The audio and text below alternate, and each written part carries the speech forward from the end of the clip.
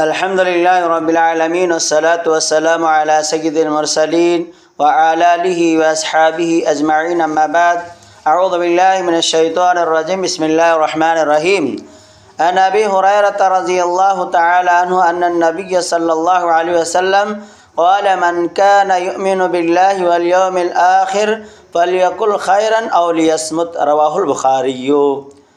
حضرت ابو ہریرہ رضی اللہ تعالیٰ عنہ بیان کرتے ہیں کہ رسول اکرم صلی اللہ علیہ وسلم نے فرمایا، جو شخص اللہ اور آخرت کے دن پر ایمان رکھتا ہے اسے چاہیے کہ وہ اچھی بات کہے یا خاموش رہے۔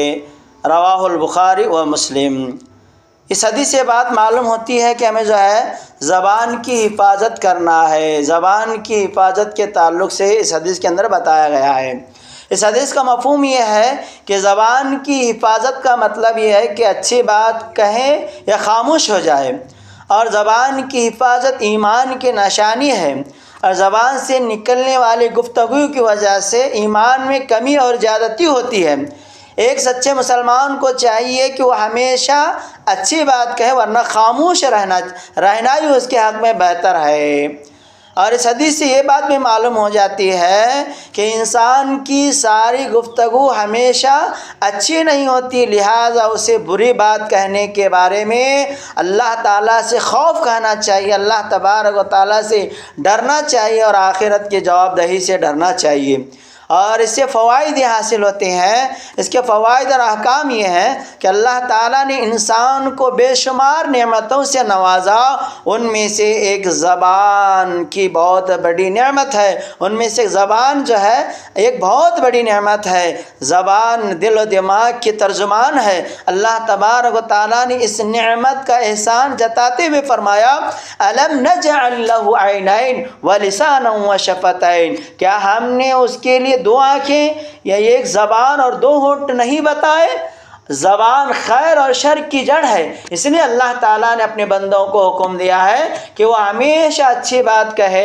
اللہ رب العالمین نے فرمایا، اور آپ میرے بندوں سے کہہ دیجئے کہ وہ بہت ہی اچھی بات منہ سے نکالے، یعنی زبان کو احتیاط سے استعمال کرے اور اچھے کلمات بولے، مشفقانہ اور نرم لہجے میں گفتگو کرے۔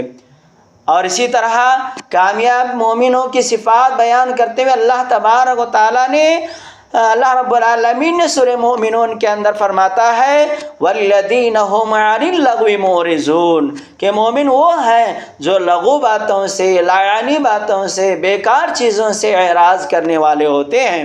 اور اسی طرح میرے محترم دوستو، زبان زبان کو ہم غیبت سے، چغل خوری سے، اور اسی طریقے سے فحش گوئی سے، یعنی غیبت یعنی کسی مسلمان کے پیٹھ پیچھے برائی بیان کرنے سے، چغل خوری ادھر کے باتیں ادھر، جو ادھر کے باتیں ادھر پہنچانے سے، اور فحش گوئی یعنی فحش باتیں کرنے سے، شب و ستم گالی گلوز کرنے سے، اور جھوٹ گواہی، مذاق اور کسی کا راز افشا وغیرہ جیسی برائی سے حفاظت کرنا بہت ہی ضروری ہے، کیونکہ انسان کی زبان سے نکلنے والے ہر لفظ کے بارے میں اللہ تعالیٰ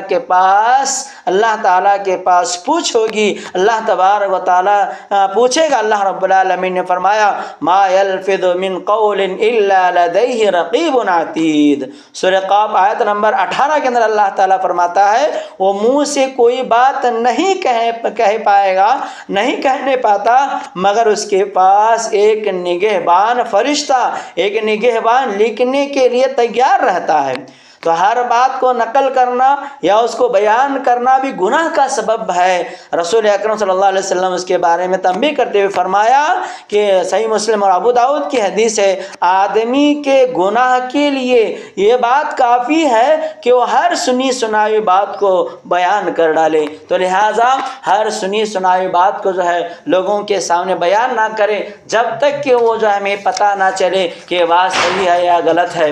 اور اسی طریقے سے میرے محترم دوستو، اور اسی طریقے سے خاموشی کی اہمیت اور فوائد، جب انسان جو ہے خاموش رہتا ہے تو اس کے لیے جو ہے بہت سارے فوائد بھی ہیں، اس کی اہمیت بھی ہے۔ امام نووی رحمہ اللہ فرماتے ہیں کہ معلوم ہونا چاہیے کہ ہر مکلف انسان کے لیے مناسب ہے کہ وہ دو قسم کی گفتگو سے اپنی زبان کی حفاظت کرے۔ صرف وہ گفتگو کرے جس میں مصلحت واضح ہو، اور جہاں مصلحت کے اعتبار سے بولنا اور خاموش رہنا دونوں برابر ہو تو پھر وہ خاموش رہنا ہی سنت ہے، اس لیے کہ بعض دفعہ جائز گفتگو بھی جو ہے حرام اور مکروہ تک پہنچا دیتے ہیں، اور ایسا عام طور پر ہوتا ہے، اور سلامتی سے بہتر کوئی چیز نہیں ہے۔ اور اپنی زبان کو قابو میں رکھنا، بیکار گفتگو سے بچ کر جو ہے خاموشی اختیار کرنا بہت خوبی اور فضائل کا باعث ہے۔ احادیث میں اس کی طرف ترغیب دلائی گئی ہے۔ خاموشی میں نجات ہے، اللہ کے رسول صلی اللہ علیہ وسلم کی حدیث ہے، خاموشی میں نجات ہے۔ حضرت عبداللہ ابن عمر رضی اللہ تعالیٰ عنہما سے روایت ہے کہ رسول اکرم صلی اللہ علیہ وسلم نے فرمایا، من صمت فقد نجا، جو شخص خاموش رہا وہ کامیاب ہو گیا۔ ترمذی کی حدیث ہے۔ اور اسی طریقے سے فتنوں سے نجات، جھگڑا، فساد، اختلافات کے وقت انسان کی زبان بے لگام ہو جاتی ہے، ایسے وقت میں اپنی زبان کو قابو میں رکھتے ہوئے خاموش رہنا بہت سے فتنوں سے نجات کا باعث ہے۔ حضرت عقبہ بن عامر رضی اللہ تعالیٰ عنہ بیان کرتے ہیں کہ میں نے عرض کیا، اے اللہ کے رسول صلی اللہ علیہ وسلم، یا رسول اللہ صلی اللہ علیہ وسلم، میں نے پوچھا اللہ کے رسول صلی اللہ علیہ وسلم نجات کا ذریعہ کیا ہے؟ تو آپ صلی اللہ علیہ وسلم نے فرمایا، اپنی زبان کو قابو میں رکھو، اپنے گھر میں رہو اور اپنے گناہوں پر روتے رہو۔ تو لہٰذا ہم اپنی زبان کو صحیح جگہ پر استعمال کرتے رہو، اور زیادہ سے زیادہ وقت جو ہے اپنے گھر کے اندر گزارتے رہو، اور اپنے گناہوں پر جو ہم نے گناہ کیا ہے اس گناہوں پر روتے رہو۔ تو لہٰذا ہم جو ہے اپنی زبان کی حفاظت کرنا ہے۔ اگر جو ہے کسی کو اچھی بات کہنا ہے تو آپ اچھی بات کریں، ورنہ جو ہے خاموش اختیار رہے۔ تو لہٰذا اللہ رب العالمین سے دعا کرتا ہوں کہ اللہ تبارک و تعالیٰ ہمیں جو ہے زبان کی حفاظت کرنے کے اللہ ہمیں توفیق عطا فرمائے۔ اللہ رب العالمین ہمارے گناہوں کو معاف فرمائے۔ سبحانک اللہم و بحمدک، اشہد ان لا الہ الا انت، استغفرک و اتوب الیک۔